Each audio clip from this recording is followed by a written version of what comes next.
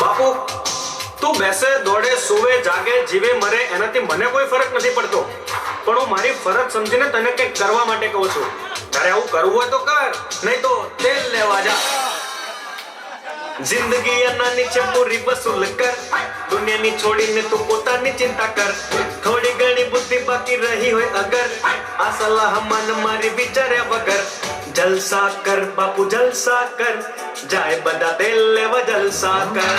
જલસા કર બાપુ જલસા કર, જાય બધા તેલ લેવા જલસા કર. અરે લટકા કર બાપુ મટકા કર, જાય બધા તેલ લેવા જલસા કર. લટકા કર બાપુ મટકા કર, જાય બધા તેલ લેવા જલસા કર.